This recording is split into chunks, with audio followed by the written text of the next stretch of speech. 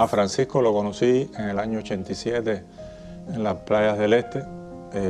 Nos encontramos 5 años después, o sea, en el año 92, y decidimos a partir de ese momento formar una relación que perduró por espacio de 29 años. Pasamos mucho trabajo inicialmente porque no teníamos dónde vivir. Un amigo nos acogió 7 años en su casa, nos brindó su casa, y esa fue la primera experiencia que tuvimos viviendo juntos. A partir del año 2000, él logra ya tener su casa y bueno, vivimos primero en una dirección durante 12 años y después en otra dirección durante 10 años, ya repito, con la casa que era de él. Hola familias, ¿quién de nosotros no ha sido blanco de estereotipos y prejuicios hacia el casamiento sin virginidad, el divorcio, la presencia de mujeres en cargos públicos, parejas del mismo sexo, interraciales, madres solteras, personas con alguna discapacidad, también por ser mayores en determinadas circunstancias o algún tipo de creencias? ¿Se ha reconocido como víctima de alguno de estos ejemplos? Muchos de estos prejuicios van camino a ser eliminados, pero en otros es necesario seguir trabajando. Las sociedades avanzan en la voluntad de ser cada vez más inclusivas, más libres y poner en el centro los sentimientos y los valores que verdaderamente nos definen como humanos. En la historia que los invitamos a compartir hoy, José y Francisco, aunque llevaron adelante una relación de amor casi 30 años, vivieron bajo el acecho de esos prejuicios que tanto sufrimiento provocan. Ya está invitado a reflexionar entre familias, como siempre, poniendo por delante el afecto y el derecho de todos a la felicidad. En cuanto a aceptar, es difícil en ambas familias. La familia de él era menos cariñosa y en él le falló mucho el cariño familiar, mucho más que en mi familia. O sea, a pesar de que mi familia no estuviera de acuerdo, porque son temas muy delicados, muy difíciles, yo fui privilegiado en ese sentido, en la aceptación de mi familia, sobre todo mi hermana. O sea, mi hermana fue un elemento muy importante de unión de cara a mi familia, de hacerle entender a mi padre nuestra relación y la orientación sexual nuestra. En el caso de él fue más difícil, aunque por ejemplo hay puntos en común, como que los padres, tanto el de él como de nosotros, en la calle vernos y virar la cara y no saludarnos. O sea, por presiones sociales, no creo que porque sean malas personas. En el caso de mi papá, igual, él me llegó a decir que era más importante la moral de la casa, a preocuparse realmente por qué le sucedía a su hijo, qué podía estar sintiendo, qué podía pasarle en la calle. O sea, son cosas que duelen.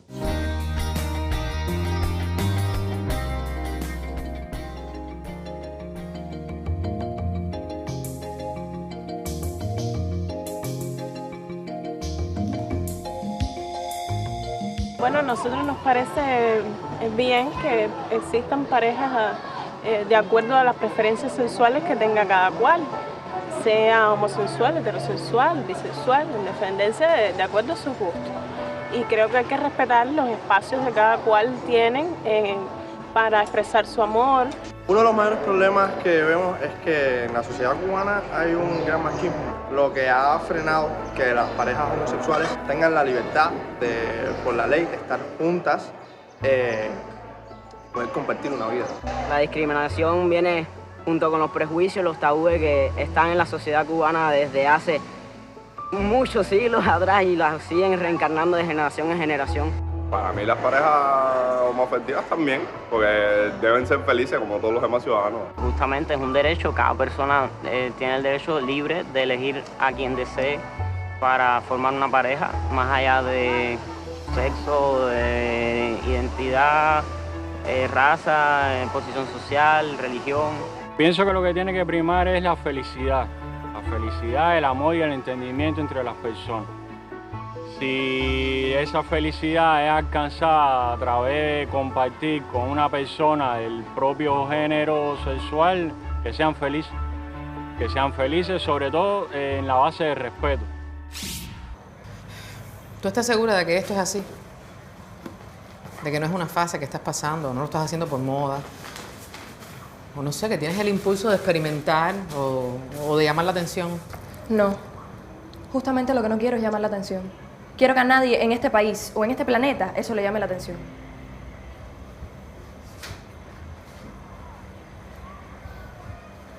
Entonces estás enamorada. No sé, no lo sé. ¿Por qué es tan importante para ti? Hey, es que el amor es algo tan complicado que uno nunca sabe si es eso lo que le pasa. Además, no sé, al final uno no sabe si es algo que padece o que, no sé, o que disfruta. No seas cínica, linda. Tú sabes que el amor aparece así, sin tanta introducción, sin un preámbulo. Que me cae mal tenerle que explicar a la gente mi amor. No sé, me parece algo humillante. Yo no soy la gente, yo soy tu madre. Además, en tu caso, si yo fuera a tomar una decisión como esa, si fuera a dar un paso así, lo pensaría antes. Un paso así. ¿Y por qué no un paso cualquiera? Como cualquier cosa en la vida, no sé, como el paso que di para entrar a la universidad. La universidad. No puedes cambiar el mundo, mi amor. Tú no puedes cambiar a la gente. Bueno, pues por ahora yo estoy dando el primer paso. No en el mundo, sino aquí en mi casa. Y como tú dijiste, no eres la gente.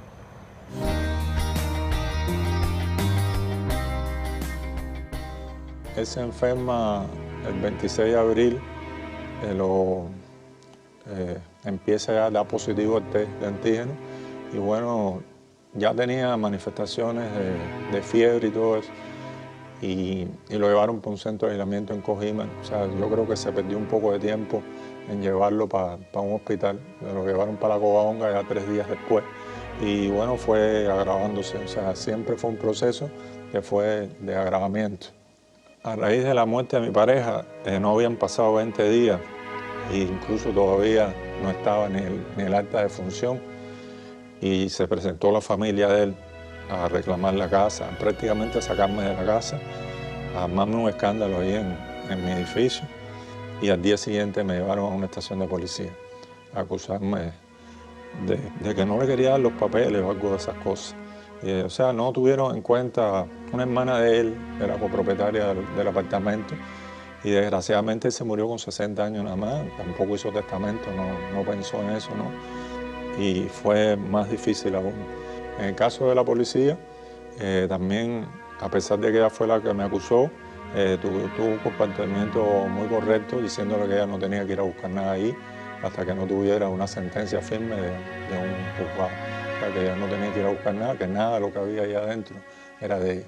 Porque además nunca su familia, a pesar de los años que vivimos, que fueron 29, nunca fueron a visitarnos, ni fueron a preocuparse si ahí hacía falta algo. La historia de José, increíblemente, aunque las personas piensen que es una historia única o una historia rara, realmente es una historia que se ha repetido a lo largo de la historia muchísimas veces y no solo en nuestro contexto, no solo en nuestra realidad, sino en muchas realidades distintas. Inclusive me hace pensar en una película que se llama Si estas paredes hablaran, la número 2, que inicia con una historia de una pareja de 2 mujeres que a la muerte de una llega a la familia a despojar a la que queda viva de todo lo que tiene, sin respetar ni el dolor, ni el amor, ni lo que esas 2 mujeres construyeron juntas. Por tanto, la historia de José se inscribe en una realidad que desgraciadamente se repite, pero que es muy común, aunque las personas piensen que no. Porque esa idea de que el matrimonio o de que el amor solo puede existir entre 2 personas de distinto sexo, entre un hombre y una mujer, responde, por supuesto, a un mandato patriarcal, a una idea de que el matrimonio solo existe para que un hombre se case con una mujer y procree, y deja al lado los afectos, deja al lado la convivencia, deja aparte esa solidaridad real que se puede crear entre 2 personas y ese amor que se puede crear independientemente si vas a construir otro tipo de familia, la que se llama familia, digamos, la familia original, que realmente no lo es, porque todas las familias se basan en el amor. Y es una pena realmente que se haya instaurado en el imaginario popular y que se haya impuesto que solo la pareja posible es la pareja que existe entre un hombre y una mujer, y que se piense que solo el matrimonio puede ocurrir entre un hombre y una mujer. Situaciones como las que atraviesa José son mucho más frecuentes de lo que podemos imaginar y están dadas a partir de la desprotección jurídica con respecto a los derechos de las familias homoafectivas. Es decir, son familias que existen en la realidad cubana, que conviven en nuestras comunidades, a lo interno de nuestras propias familias o en familias que conocemos, y sin embargo, desde el punto de vista jurídico, están totalmente invisibilizados. No tienen derechos a tener derechos ni a exigir determinadas cuestiones cuando se han violentado sus derechos.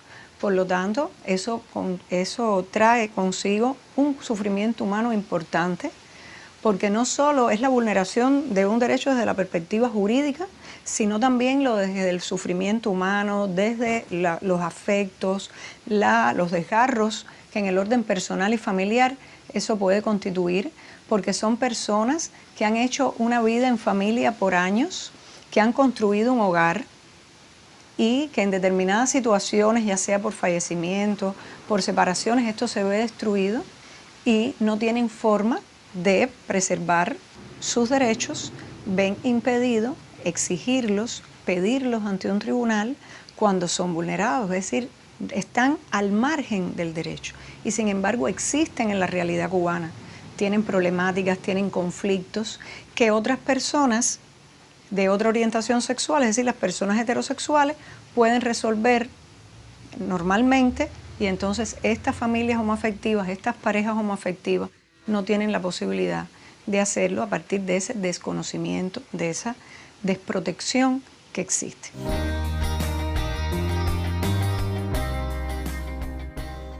Teníamos en común, el deseo el gusto, ¿no? Porque eso es lo primario, ¿no? Las cosas que nos gustaba hacer, la vida hogareña, el teatro, el cine, todas esas cosas, ser trabajadores, ser buenas personas, ayudar a todos los que podíamos ayudar. A Francisco le gustaba mucho la casa, o sea, y parece que también no haberla tenido o haberse hecho tan difícil poder vivir juntos, ¿no? Él siempre estaba, sobre todo, él era el que hacía la mayoría de las cosas de la casa, siempre con mi ayuda, pero él era, o sea, en la cocina, le gustaba cocinar, le gustaba cambiar frecuentemente los muebles, el aspecto del hogar. Y repito, una gente que muy querido por todos los vecinos, o sea, nunca nos podemos quejar. Cocinar, cambiar los muebles, arreglar la casa, jugar dominó, ver juntos la televisión, cuidar las mascotas, ir al teatro. ¿Podría sonarnos rara o extraña esta rutina? ¿O se parece a la de cualquier pareja o familia cubana? ¿Cuánto habrá sufrido José y cuánto podría sufrir cualquiera de nosotros si una repentina enfermedad se llevara a la persona con la que amanecemos por casi 30 años? Con la que te sientas a la mesa, con la que compartes la carga de la vida cotidiana, las alegrías y las penas. ¿Qué esperaríamos de la familia y de la sociedad en general en situaciones como esta? ¿Hostilidad? ¿Insensibilidad? ¿O por el contrario, empatía, solidaridad, cariño y protección?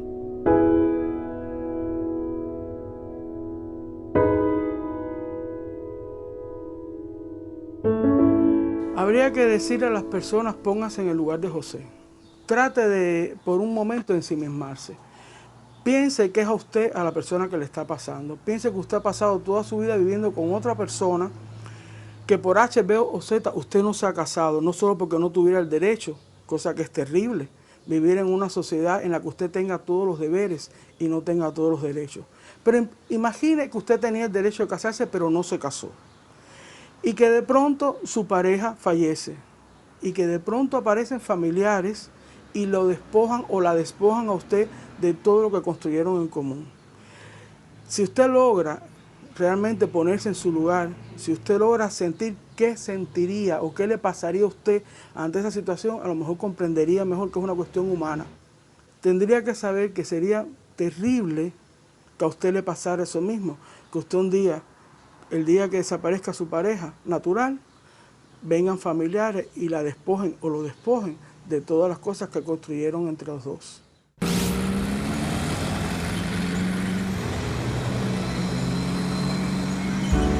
El mundo es un desastre.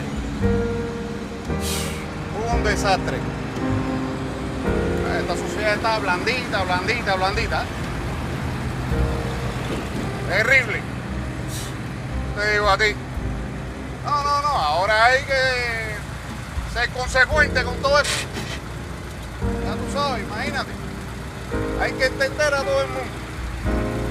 Entender a las invertidas, entender a los patos. No, te digo a ti.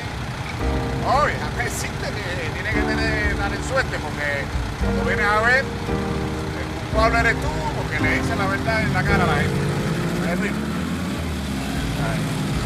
Esto hoy en día tiene una contradicción importante con el texto constitucional cubano, porque el texto constitucional cubano de 2019 sí reconoce, en primer lugar, la diversidad familiar. En su artículo 81 parte del derecho que tiene cada persona a formar una familia, y el Estado expresa que el Estado reconoce, protege y garantiza los derechos de todos los modelos familiares independientemente de su forma de organización.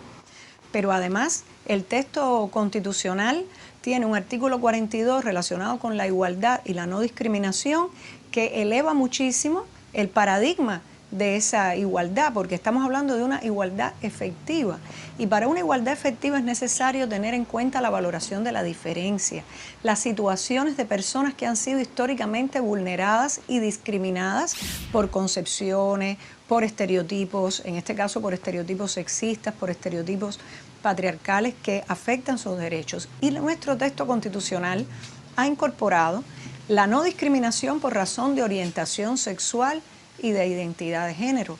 Por lo tanto, ya tenemos una cobertura constitucional que es muy importante para la protección de los derechos de estas personas.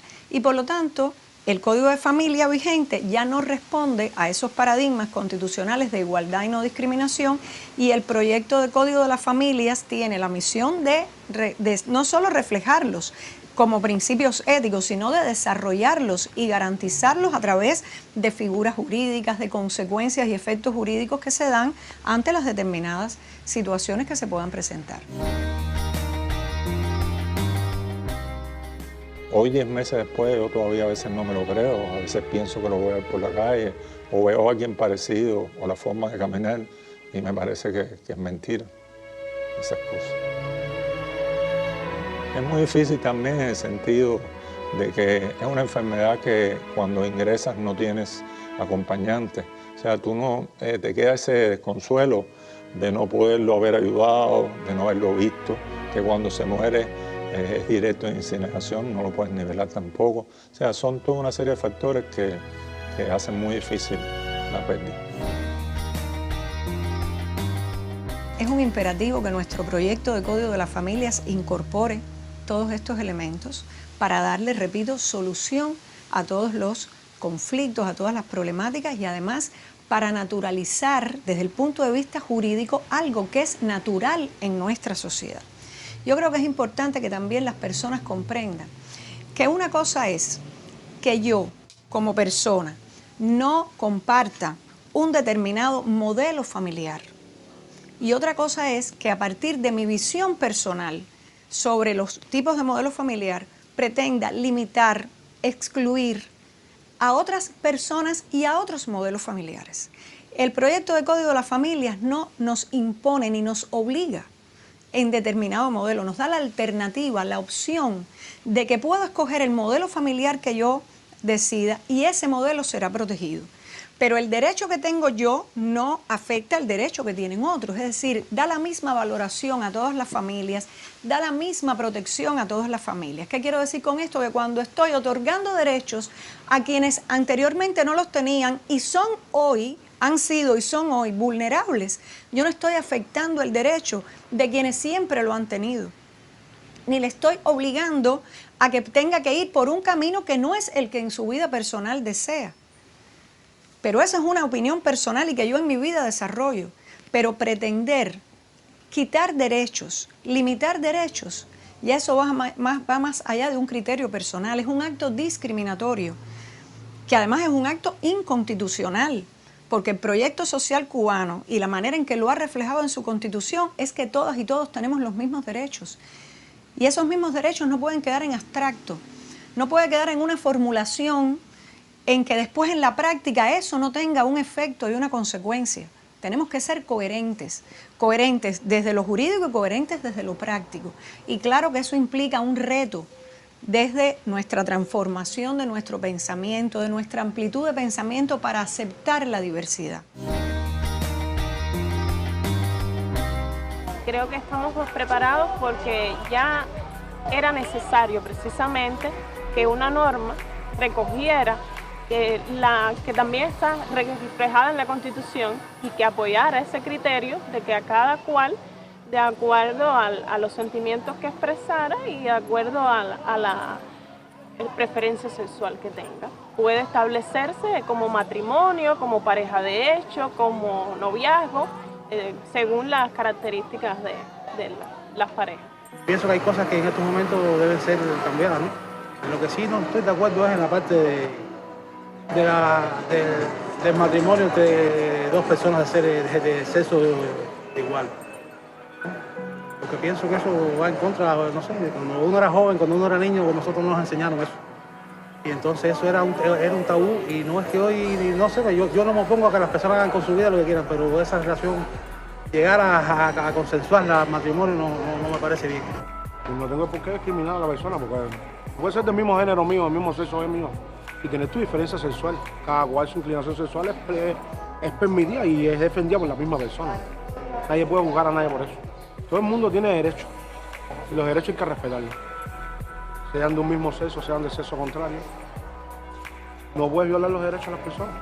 Hoy cuando dos personas del mismo sexo deciden tener una relación formal, estable, duradera, por supuesto ellos van a adquirir nuevos patrimonios y esos patrimonios hoy, cuando uno de los dos causa por alguna fatalidad muerte, es muy complicado el tema de la herencia, de la sucesión de los bienes. Entonces, precisamente el código nuevo, el proyecto de código, viene a solventar un vacío legal en cuanto a derechos, obligaciones y garantías. Y lo más importante es que no le quita a nadie, le da mucho más derechos, obligaciones y garantías a todos, porque es un código para todos. El código realmente ayuda, pero como tal son las personas las que tienen que cambiar su forma de ver las cosas. Son las personas las que tienen que instruirse mejor. No solo porque una ley diga algo significa que se va a cumplir. Las personas son las que tienen que abrir su corazón y simplemente dar amor. Me parece importante que podamos decir sí al Código de las Familias, entre otras cosas porque aunque no tengamos orientaciones sexuales, digamos, no tradicionales o no diversas, no quiere decir que no tenemos amigos, parientes, familias, vecinos que la tengan. Y por tanto, en ese sentido, creo que no solamente es la ley, es decir, que esas personas estén respaldadas, sino también que sintamos nosotros que la empatía es un valor y es un valor social. Entonces, ponerse en el lugar del otro es importante. Y el código, ninguna ley te va a decir que te tienes que poner en el lugar de otra persona, sino que uno desde sus valores, que pueden ser valores universales, que pueden ser valores cristianos, es importante que eso suceda. Es decir, la empatía, ponerse en el lugar del otro, es un valor cristiano también. Y por tanto, me parece que en ese sentido compartimos valores que son importantes para el código que se está proponiendo.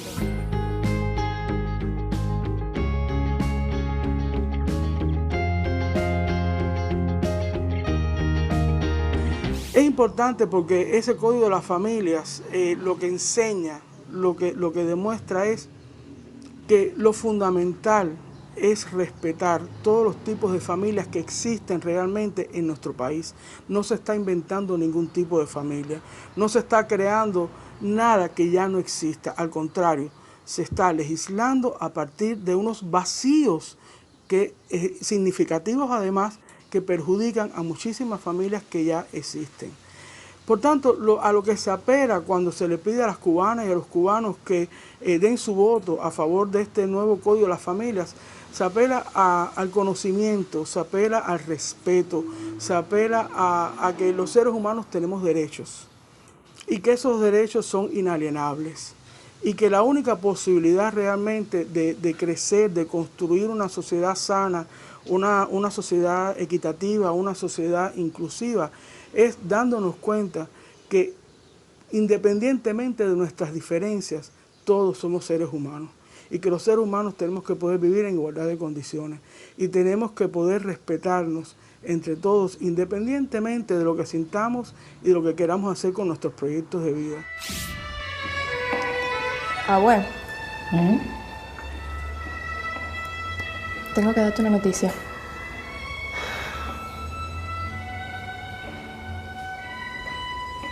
No hay noticia, mi amor. No hay noticia.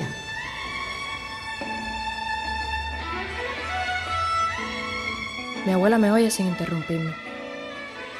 Le cuento lo que he tratado de decirle a mi madre sin poder evitar que se sienta víctima de una hija que se aprovecha de su bondad. Lo que mi padre no me dejó ni siquiera empezar a explicarle. Lo que mi hermano no es capaz de entender pese a sus ganas de ser mi cómplice.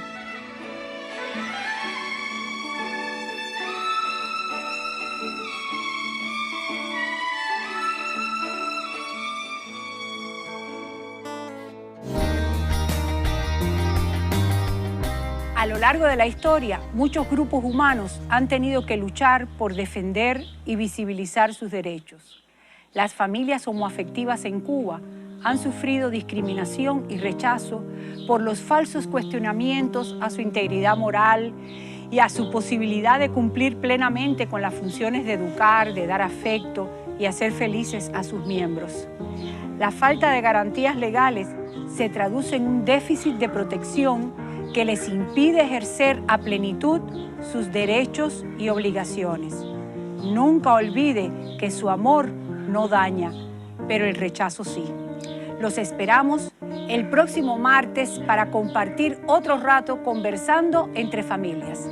Nuevas historias tan reales y humanas como las nuestras nos pondrán a reflexionar juntos en este espacio donde el afecto es ley. Rayo de luz florecerá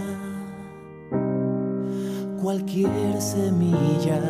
La libertad será vital, si no marchita se exilia. Luz de luna y sol, igual y diferente, cabe en el amor todo lo divergente.